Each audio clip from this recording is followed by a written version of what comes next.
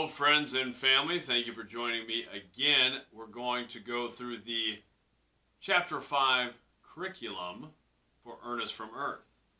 Our SEL focus for this chapter is relationship skills, as Ernest makes an encounter in this chapter.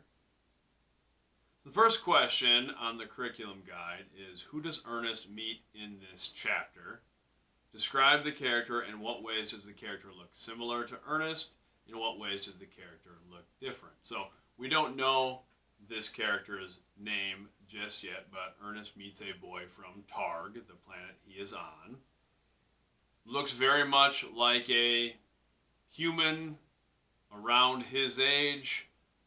Dark hair, shaggy hair, a little shorter, a little broader than Ernest, but looks to be about his same age, even wearing clothes that look similar to what would have been Earth's past. Ernest is wearing things contemporary to his time on Earth, and this boy is wearing things very similar to an earlier time on Earth. The one sort of noticeable difference is that this boy has red skin, truly the color red. Red tint, but red skin. The second question, how might meeting this new character play into the overall theme of the story?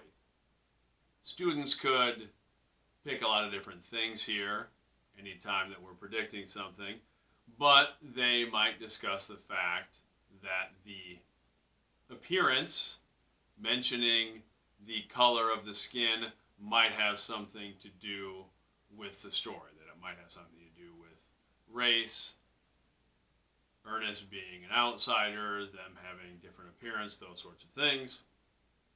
How does Ernest communicate with this new encounter? Why do you think Ernest took this course of action? Was it a good decision? Why or why not? So at this point in the story, Ernest hasn't started speaking to this new encounter. They speak a different language. A kind of hint that we've got this universal translator thing that he's asking Otis, the onboard computer from the space shuttle, if they've got the universal translator going, so making it clear that they will be able to communicate. And it was kind of funny when I was writing this point in the story, I wanted, of course, Ernest to be on this different world, and I kind of set up ahead of time that all of the different worlds with discovered life seem to develop in a similar way that Earth has. They're just sort of different points along that timeline. That's always kind of one of the tricky things if you're writing something that's science fiction, writing something especially about different worlds, different civilizations, that sort of thing. I didn't want it to be totally focused on that. So how do you kind of jump ahead to some of the things, get past some of the questions that might arise? Like, how would you talk to someone from a different world? How would they look? Those sorts of things. So I sort of set it up that all of these inhabited worlds are developing in a way similar to Earth, so we expect things to be fairly similar. And the communication thing, didn't make sense that Ernest would show up and this boy from another planet is speaking English, although I suppose that could have been part of the development too, but I thought they would have his own language. How do I kind of jump past that? Well, we'll come up with this universal translator device, but I did want the initial interaction to be that sort of communication barrier that does exist when we meet someone from, especially someone who speaks a different language, but even someone with a different background, different colloquialisms. Anytime we're sort of the outsider, there can be a communication challenge like that. And what I had Ernest do was he basically gets out his baseball glove and his father's baseball glove and kind of tosses it to this new encounter, mimes throwing a ball, and he gets this new person he's met to play catch with him. For me, I wanted to find something universal. I don't mean universal in the sense that everyone plays baseball, but universal in it's easy to make a connection in a nonverbal way if it's something like playing catch. Play is a very universal thing. Children who aren't even able to speak yet, young children, can somehow connect with other young children and they can find ways to play. Animals play, communicating maybe in different ways than us, but without what we think of as formal language. Play is pretty universal. So I like the idea of Ernest is going to come up with this like, oh, I can make this connection with him. And I like the connection personally of playing catch with a baseball. It's something I love to do with my kids. I like to do with my friends. I did growing up where I would stand, especially my brothers, my cousins, and I, we would just play catch. And sometimes you talk, and sometimes we didn't have to talk at all, but that was a connection. It was a shared experience. So Ernest decides to do that. Students could, of course, give all sorts of different answers whether they thought that was a good idea or not, but that was my thinking behind it when I was writing it, is I did want this moment of nonverbal communication. How do you get past those sorts of things? For me, this kind of goes back to that. We're talking about social emotional learning competencies. We're talking about relationship skills. You can form relationships. You can build bonds with people even when we maybe have some barriers for our verbal communication.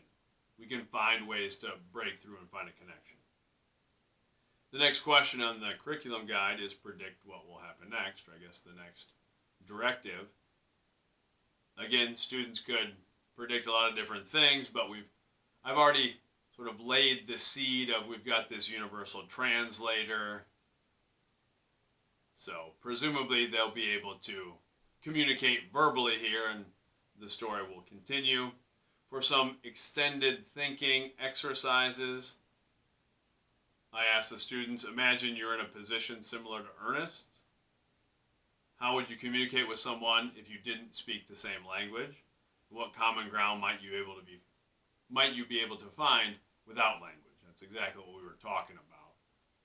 How do you do that? I've been in a few situations like that, travel to a different country, something like that, and encounter people where we don't speak the same language. And I think there are some nonverbal, some universal things that we can still share with people. Then I asked students to consider communication in general. What are primary components of effective communication? Why is effective communication important? Here's another discussion that could go in a lot of different directions, but I think it's a good discussion to have in classes. You can talk about things like body language, tone, energy, attitude, eye contact, all those nonverbal types of communication. And then if we're talking about effective communication, however you're defining effective communication, being able to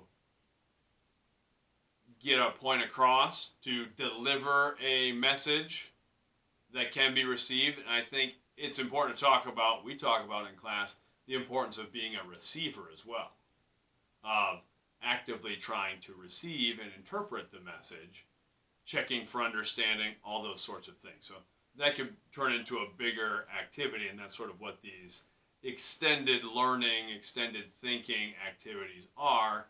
That could be something that could be broadened out and taken in different directions. But that kind of wraps up our discussion of Chapter 5. As always, I appreciate people checking this out, checking out the audio or the video components we're doing for the book and the discussions that we're having.